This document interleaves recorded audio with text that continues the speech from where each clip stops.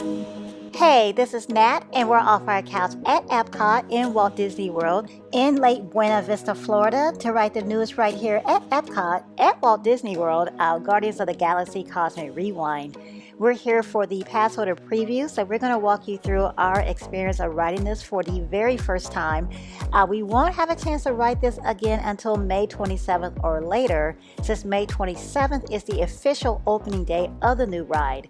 So we have some footage of the new ride, not all of it, so I don't have a full ride POV.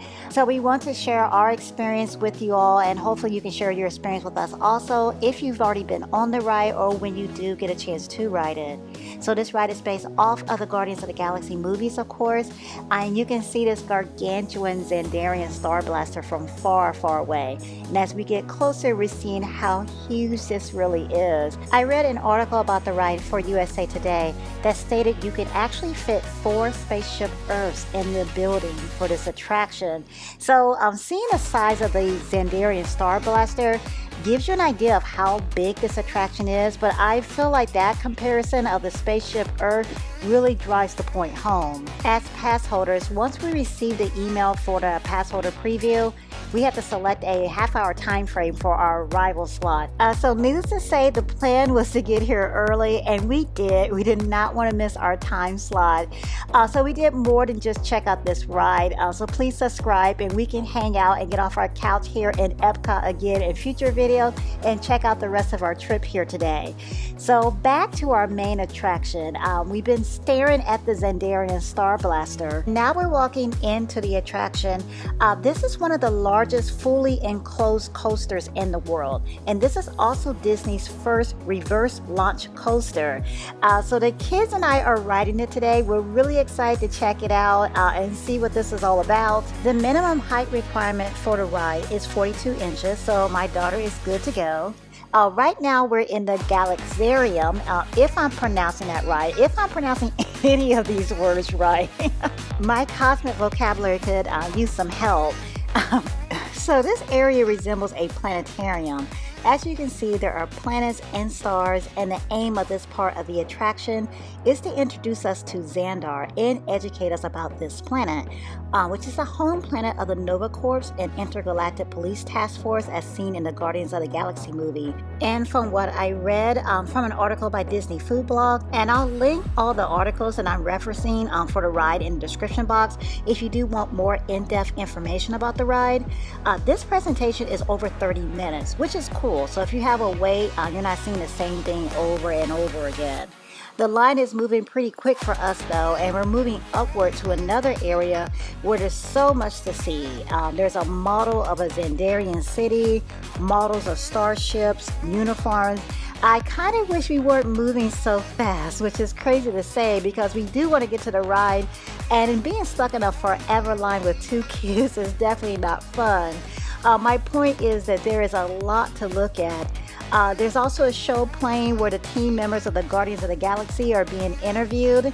And now we're entering the area where we learn the storyline of this ride. This ride is considered a story coaster since there is a full storyline involved. The storyline involves Nova Prime, the leader of Xandar, and the commander of Nova Corps, Centurion Tal Merrick, hopefully I'm pronouncing that right, who provides instructions and humor. The bad guy, Eson, a celestial who is determined to travel back in time to change the course of humanity. And of course the heroes, the Guardians of the Galaxy. So once the storyline is fully explained, the mission is revealed, it is time to get on the ride, and we're ready. The line moved quickly, but the ride temporarily shut down once we got into the storyline aspect of the attraction. The ride was temporarily shut down for about 15 minutes or so that added to our wait. So the kids and I are ready to get into these ride vehicles and experience this first for Disney. The ride vehicles are called omnicoasters, so they can move 360 degrees to follow the action. Something else unique about this ride is that there are 6 different songs that can serve as the soundtrack of the mission, aka the ride. It could be September, Disco Inferno, Conga, Everybody Wants to Rule the World, Iran, or One Way or Another. We have Everybody Wants to Rule the World. I would have loved Disco Inferno. Ooh, that's my song.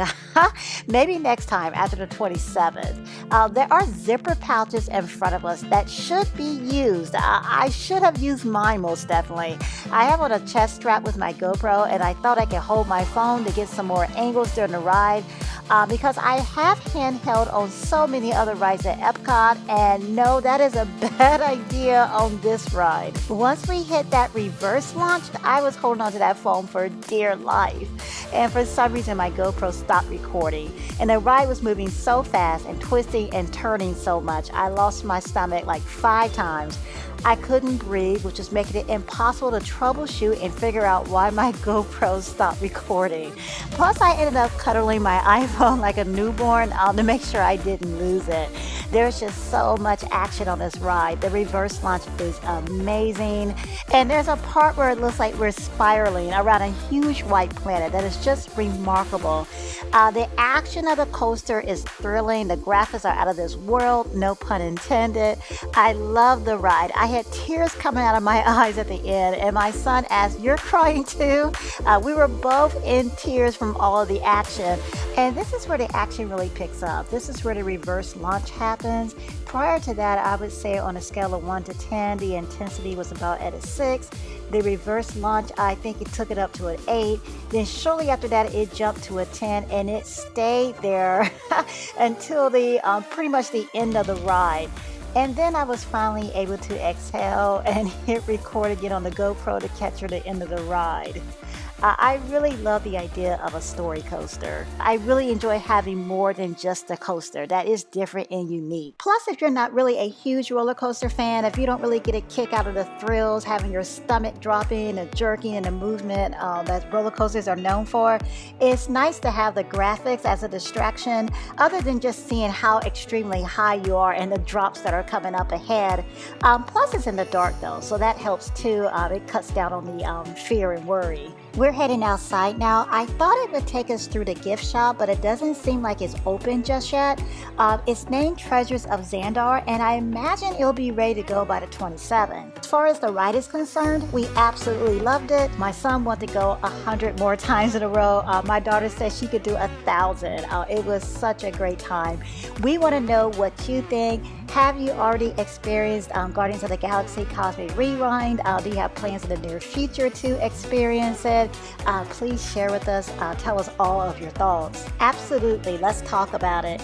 As I already stated, we were here early, so we had time to waste or enjoy here at Epcot. So we explored more of the Epcot Flower and Garden Festival. So please subscribe. Join us next week. Get off the couch with us once again because we'll take you through some of the delicious snacks, the beautiful topiaries, the gorgeous flowers, the fun and activities that the Epcot Flower and Garden Festival has to offer.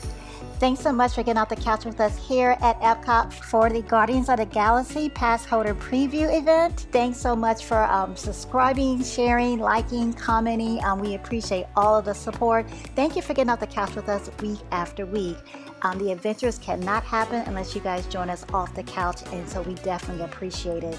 Until next week, click on the video to see more of our experiences. Thanks for watching.